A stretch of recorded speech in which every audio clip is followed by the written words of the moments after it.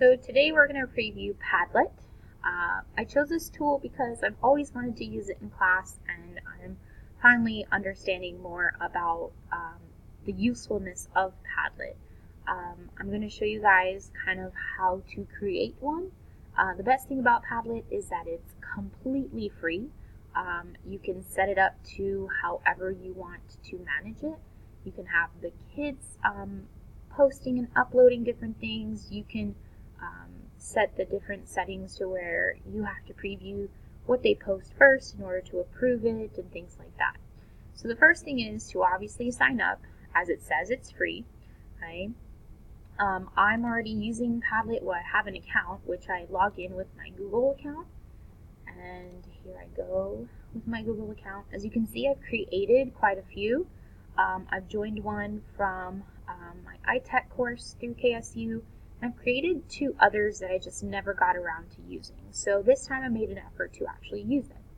What I did was I clicked on the Make a Padlet, and it gives you different choices to kind of create the theme of your Padlet.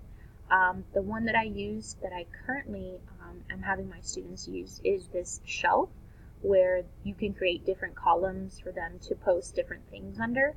You can use the wall where you just things will just pop up as they are posted. And what I liked was that I could create one and then copy that one for all of my classes, because I like each class to have their own. So what I'm going to do is select the shelf again, and I'm going to create one for them to review a certain grammar concept that we have been going over. So it gives it a name previously that you can change. So notice that your modification screen over here on the right automatically comes up when you first create it. So I'm going to do ser versus estar, and I'm going to insert for first period, because I only want first period to answer to this one. So I'm going to enter in a description to be, let's see, write the conjugations for each verb and its uses. Use the acronym of doctor or Cliff. Okay, and then write 2 sentences for each verb, and then avoid using yo for your sentences, because they always like to talk about themselves. You can choose your background. Here's one for linen. They have all kinds of things. Let's see what we want to do this time. Let's choose this cerulean blue. Then when I'm done with my wallpaper, obviously you can pay for Padlet, but most things are free, which you don't need to pay for. Always click on the profanity filter. I think that's so great. Most kids stay away from that. You can allow viewers to comment on posts. I like them to be able to react, so they get to like them, get the star on, things like that. And then you can add a tag to make it easier to search for. So I'll put ser versus estar, and I'll put number 1 for first period. I also like to simplify the address, so I'm going to do ser versus estar, and I'm going to do the same thing as the tag. Okay, and then I'm going to click next up here, my modifications.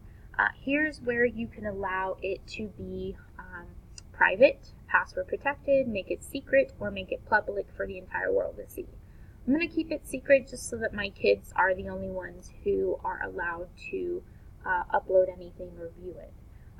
So here you can give those with access what they are able to do, if you only want them to read it or write in it, or they can themselves moderate. So this is great for things like different activities that you want them to complete, and then they can upload. They can upload videos, images, URLs, all kinds of things. So I'm going to select they can write on it. Okay, and here you can allow people to remake it. And then here it says require admin or moderator approval before post or publish. So this I'm going to check because I've had some students who've taken this a little too loosely. Then we're going to click next and start posting. So I'm going to name my first column, what do they know about ser? So here I'm going to put my answer, or my question, ¿Qué sabes del verbo ser? So what do they know about ser? I also like to put an example to let them know what I'm looking for. So in the title, I'm going to require them to put in their first and last name. Por ejemplo, for their first name, which they have in Spanish, and then their last name's initial. And then I'm going to insert here, it means to be, and its conjugations are, soy, eres, es, somos, sois, y son. Oops. Okay, so notice here they can upload, they can link different things, they can Google, they can enter in a picture, and plenty more. Okay, so this is very versatile. And here I'm going to add my second column for tu oración de ser. Okay. So here they're going to be required to enter in a sentence. And once again, I'm going to enter in an example. Por ejemplo, here I'm going to put in nosotras somos de Puerto Rico. Okay? And then my next column is going to be about estar. Estar. ¿Qué sabes del verbo estar? Right? And then my last column is going to be tu oración de estar. Okay? And I will put in a example for each. Now, you can use this in a variety of ways. First of all, what I love about it is that it is free. The different features, whether you want it to be something that they completely control or that you have to approve their posts or things, this is all up to you. This will allow you to do so many things, especially that they can upload so many different assignments, whether it's a file or a picture, a video, different things. So it's very, very versatile. This is beneficial for your students, especially for those who don't want to participate in class. This can be like a ticket out the door kind of activity, to where if you want to just be sure that those students are understanding different concepts, or if they have any questions, they can post things anonymously, which I try to refrain from because some of them get a little carried away and think it's funny for posting just random pictures and things. But definitely very versatile and just an easy to use format to allow students to use their technology knowledge to do their assignments. So it's definitely very beneficial for your students in all formats.